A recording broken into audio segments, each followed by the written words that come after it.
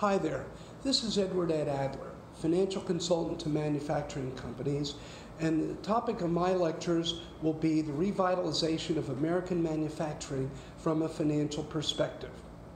You know, you hear a lot these days about manufacturing and what's to be done, but we're going to be discussing more in the detail. You know, networks like CNBC, Bloomberg, FOCS, PBS, good intentions, but they're merely scratching the surface. There's a lot more to it.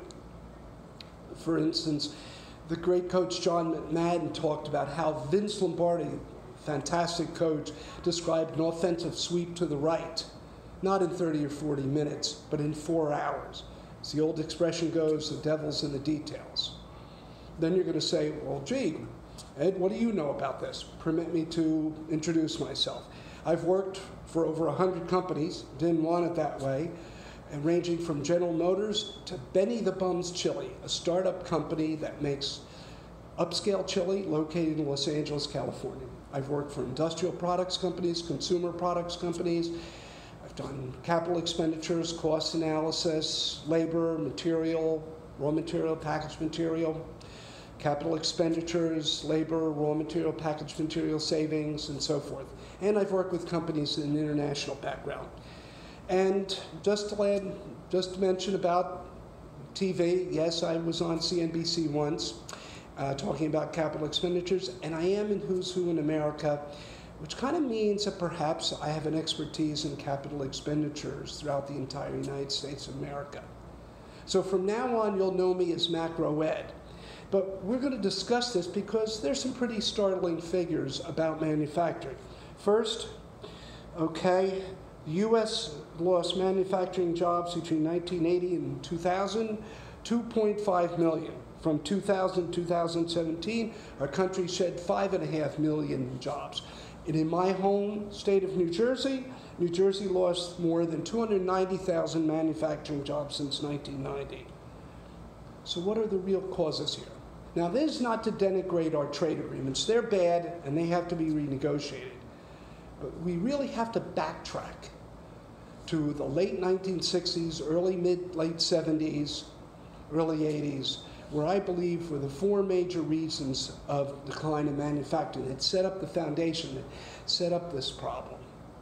1, family-owned companies, FOCs. 2, economic stagflation. 3, the Japanese invasion. And 4, incompetent financial personnel. Today, we'll discuss family-owned companies, FOC. And it gets a little sensitive, so I warned you, okay? So I will be known from now on as Macro Ed.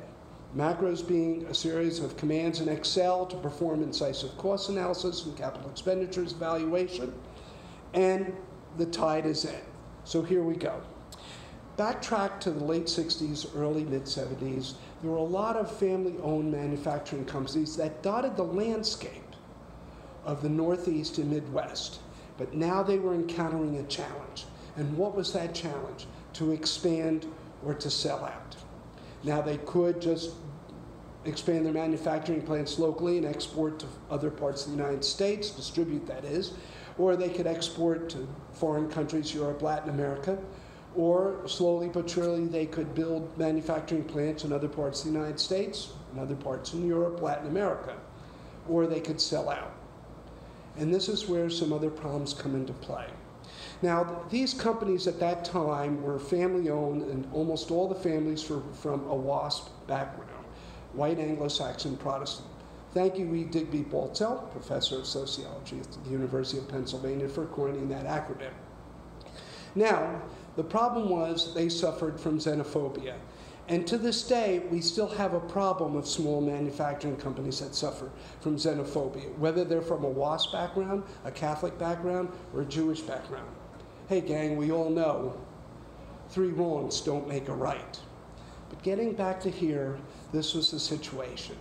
People from a Catholic or Jewish background could work in the lower levels in assembly and manufacturing, but they were discriminated against from the white-collar positions. Those were reserved for immediate family, extended family, a cousin, nephew, and in-law, and perhaps a close family friend. And the families realized they would have to invest some capital, some money. So it took some underdoing. But they also realized it could be done on a gradual basis if they had the patience and perseverance. Unfortunately, they chose the latter. They sold out. And what happened from these acquiring companies made verbal commitments. And these verbal commitments really signified absolutely nothing. Overnight, the manufacturing plants in the Northeast, Midwest were moved down south. Within a month, almost everybody was laid off, save a couple of salesmen and an engineer. And within 2 or 3 months, they were let go too. It was a devastating effect, not only on the local economies, but on the manufacturing. Fast forward 20, 30 years, and you read letters to the editor in New Jersey, from the Courier News, the Home News, the Princeton newspapers, and the Burnersville News, how these families that owned these companies at that time regret now what they're doing. Now living in Florida, North Carolina, and a few in New England area, they realize, one, they could have invested the money on a gradual basis and expanded and survived.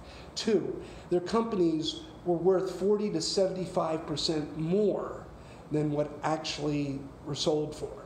So a company, let's say, worth $10 million, a lot of clams back then, was actually worth $14 to $17.5 million, a significant amount.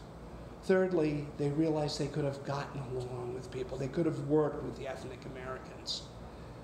And that was one of the problems they regretted. So here we have it right here, this tragedy of how some of our manufacturing was dealt a severe blow. Well, as we say in sports, it's going to get worse before it gets better. But there is light at the end of the tunnel, and the tide is out. So it's time for Macro Ed to ride out into the sunset. Catch you at the next high tide.